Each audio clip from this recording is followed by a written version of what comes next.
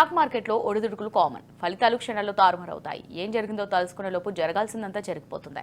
రాజకీయవేత్తలతో పాటు వ్యాపారవేత్తలపై ఆరోపణలు వస్తే అంతే సంగతులు. స్టాక్ మార్కెట్లు ఢమాల్ అనాల్సిందే. ఇటీవల రాజకీయ వ్యాపార ప్రభావం స్టాక్ మార్కెట్లపై బాగానే పడింది. పెద్దోళ్లపై కేసులు, సామాన్యులే బాధితులు. ఇక్కడేం జరిగినా ఆ ప్రభావం మాత్రం స్టాక్ మార్కెట్పై పడాల్సిందే. తాజాగా అదానిపై ఆరోపణలు దలాల్ మార్కెట్ను ఢమాల్ అనేలా చేశాయి. అప్పటి వరకు వ్యాపార, పారిశ్రామిక రంగాల్లో దూసుకుపోతున్న కొందరు ప్రముఖుల అనైతిక ధోరణిలు బయటపడినప్పుడు, లేదంటే ఆరోపణలు వెల్లువెత్తినప్పుడు స్టాక్ మార్కెట్లోని వారి కంపెనీల షేర్లతో పాటు ప్రధాన సూచీలు తీవ్రంగా నష్టపోతాయి. అయితే కొన్ని సందర్భాల్లో వెంటనే కోలుకున్నా మరికొన్నిసార్లు మాత్రం దీర్ఘకాలం పాటు మార్కెట్లు ఒడిదొడుగుల్లో ఉంటున్నాయి. వీటి ప్రభావం వల్ల చిన్న మదుపర్లు ఆర్థికంగా కుదేలయ్యాయి. ఈ మధ్య జరిగిన యుఎస్ ఎన్నికల ప్రభావం స్టాక్ మార్కెట్లపై పడింది.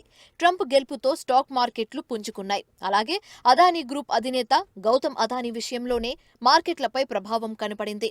2023 జనవరిలో ఈ గ్రూప్ కంపెనీల పద్దుల్లో అవకతవకలపై హిడెన్బర్గ్ నివేదిక కారణంగా 1,00,000 కోట్లు, 2024 ఆగస్టులో సెబీ చైర్పర్సన్ పెట్టుబడులపై వివాదంలో 1,000 కోట్లు, తాజాగా ఆంధ్రప్రదేశ్ సహా ఇతర రాష్ట్రాల్లో విద్యుత్ ఒప్పందాల కోసం లంచాలించేందుకు నిధులు సమకూర్చడంతో అమెరికాలో కేసు నమోదైంది. కేసు నమోదు వల్ల ఆ గ్రూప్ కంపెనీల విలువ 2.19 లక్షల కోట్ల రూపాయలు తగ్గింది. మార్కెట్ల సంపద 5 లక్షల కోట్ల రూపాయలకు పైగా పోయింది. వ్యాపారవేత్త హర్షద్ మెహతా బీఎస్సీ సెక్యూరిటీస్ల కుంభకోణం ద్వారా 5,000 కోట్ల రూపాయల మోసానికి పాల్పడ్డారు.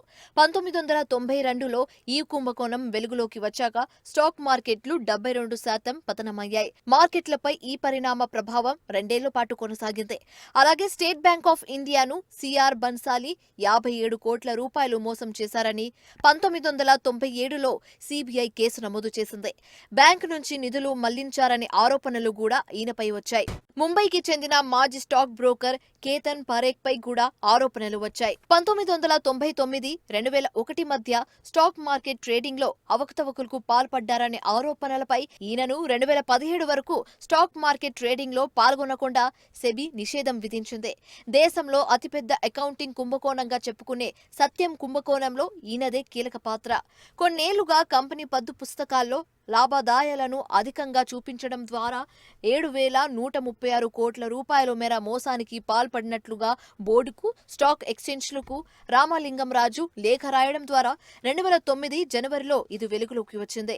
2015 జనవరిలో ఈయనకు 7 ఏళ్ల కఠిన కారాగార శిక్ష విధించింది కోర్టు. చీఫ్ సుబ్రతా రాయ్, జిగ్నేష్ షాలను ఈడీ అరెస్టు చేసింది.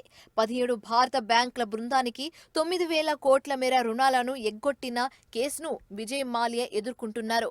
అయితే 2016 మార్చి 2న ఈయన భారత్ను విడిచి లండన్కు పారిపోయారు. అప్పటి నుంచి విజయ్ మాల్యాపై ఆరోపణలు చెప్పుకుంటూనే ఉంటున్నారు. పెద్ద పెద్ద వ్యాపారవేత్తలు చేసిన లూటీల ప్రభావం మార్కెట్లపై భారీగా పడుతోంది.